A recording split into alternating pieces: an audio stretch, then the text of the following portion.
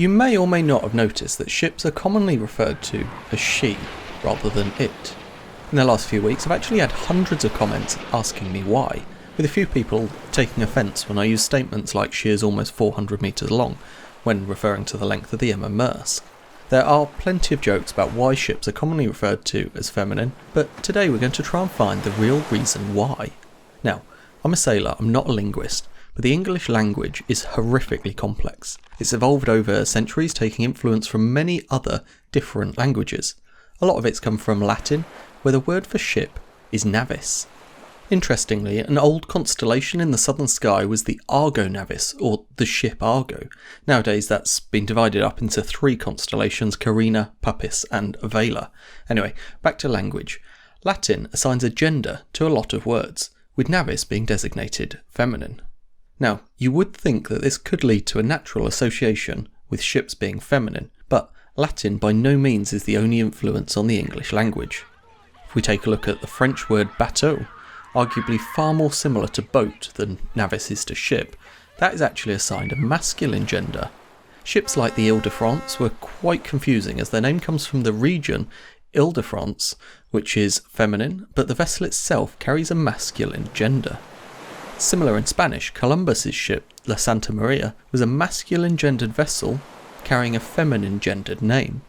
It seems that even in the Romance languages, the name given to a ship has no relation to the gender of the noun itself.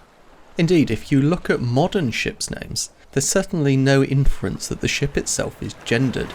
HMS Queen Elizabeth is clearly named after a female, yet the next ship in the class, the HMS Prince of Wales, is clearly named after a male. However, at the christening ceremony, Her Majesty the Queen herself referred to the ship as female. "I name this ship Queen Elizabeth. May God bless her and all who sail in her." I've linked to that video below if you want to see it yourself. The same thing happened at the christening ceremony of the HMS Prince of Wales. The Duchess of Cornwall consistently referred to the ship as she or her. Again, that video is also linked below.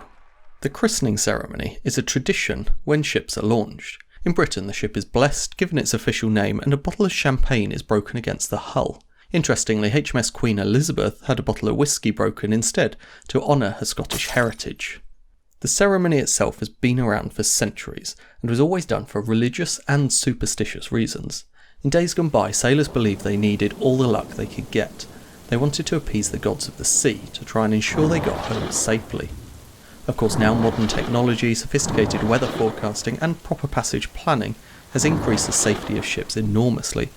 You could argue that the christening ceremony is no longer needed to give that psychological boost that it once did.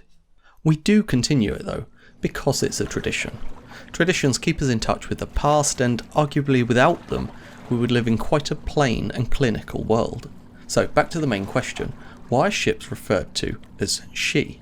It could come from the Latin heritage of the word itself, but more likely it's come from the same place as the naming ceremony, tradition.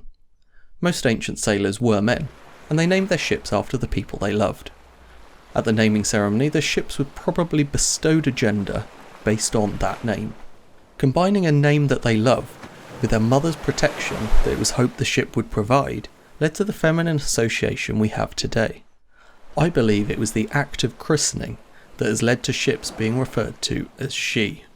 It's been reinforced over time with phrases such as mothership referring to a large vessel that launches others, and sister ship referring to ships of the same class.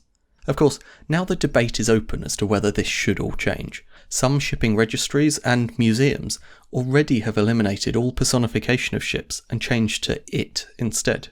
For me, it doesn't really matter, you can use she, he or it, whichever you prefer. You will have heard me using she and her when talking about ships, and I'll be honest, that will continue.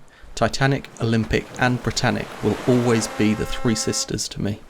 It's purely traditional.